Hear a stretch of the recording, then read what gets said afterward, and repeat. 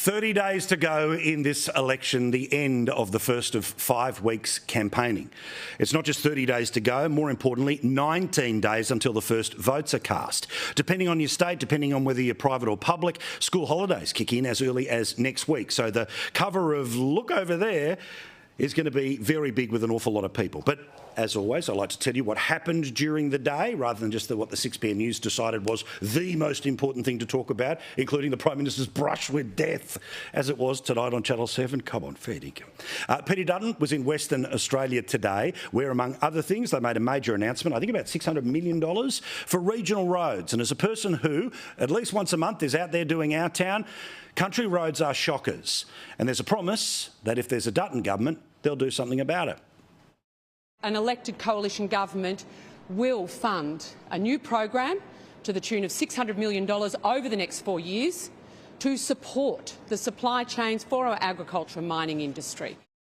Just me. I love when she wears the suits. She's a very fashionable young lady.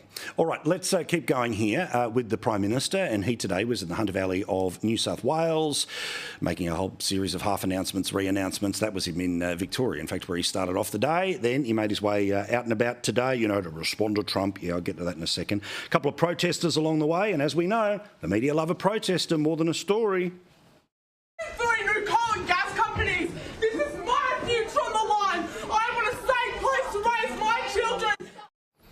Now, these people are posing as journalists, which means they're able to get close enough to the Prime Minister. One of the things I love most about this country is, regardless of who the Prime Minister is, regardless of whether they are standing or falling, which, again, I don't care about, is that we have very close proximity. There's not the huge rings of security, but it's going to get pretty tough to be around these leaders in the next little while because they obviously want to invite people from new media along, but these people are using that to get close enough to be able to cause the disturbances that they currently are. Also, not particularly classy, and you're not really taking the high ground when you're screaming in a hospital ward about the future of the planet. Meantime, as we know, next week, the first of the leaders' debates, it happens here on Sky News, and it's the best of them. Why? Because it's not really about the leaders. It's definitely not about the journalists. It's, of course, the People's Forum, where 100 apparently undecided voters, well, they get to ask whatever they want of the Prime Minister or the prospective Prime Minister. That's next Tuesday night in prime time here on Sky News. A week later, Wednesday night in prime time on the ABC, and no doubt simulcast here on Sky News, is that there will be a face-to-face studio debate. Apparently the first time since 1993 that both leaders have been in an ABC studio. And our old mate Spearsy will be the one who will be calling the balls and strikes in the middle of that. Meantime, the Treasurers have confirmed that they too are going to have a debate. It'll be here, Sky News prime time, Wednesday of next week, so the day after the People's Forum. And the climate ministers will be having a debate as well. This one will be at the National Press Club, where, no doubt, Chris Bowen will be playing a home game. But the debates are starting, which is good. And nightly look at how the media spun it for the Prime Minister, did their best to give the benefit of the doubt to the Labor Party. No giant surprise there, but guess what? Plenty more examples. Again, I'll get to the Trump of it all in a moment or two's time. But the soft questions, they were soft for the Prime Minister today. First of all, what did you need toothpaste for? Do you not for the Greek because I'm on the road and you run out of these things as you do. No big fan. I mean, what a sigh of relief, right? I mean, this is best case scenario you could hope for, isn't it? Can you promise that in your next term, if you are lucky enough to be, or successful enough to be re-elected, you could stabilise this relationship with the United States? Given we've got the minimum 10%, do you consider that a relatively good deal or the best we could have got? Why did you buy toothpaste? Oof, the big issues. Meantime, what was the ride that they were giving to Peter Dutton today? A little different. Are you too easily dismissing what $500 could do to a family in a couple of years' time? So 600 million, as nice as a number as it is, builds 300 kilometres of road right around the country. It's a nice number, but it's not a big solution, is it? Plenty of carrot in how you would approach dealing with Donald Trump. Is there any stick? You've been criticised by Collie residents, though, for not having a discussion with them and hearing their concerns about nuclear power.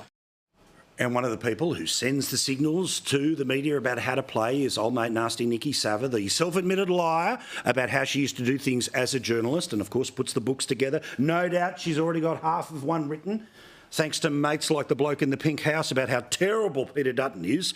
Well, remember, she's the one who's already said, and this was when the polls were not very good for Anthony Albanese, so she's going to have fun walking this one back, that regardless of what happens at the election, Albanese should get out of the way, hand over to the next generation.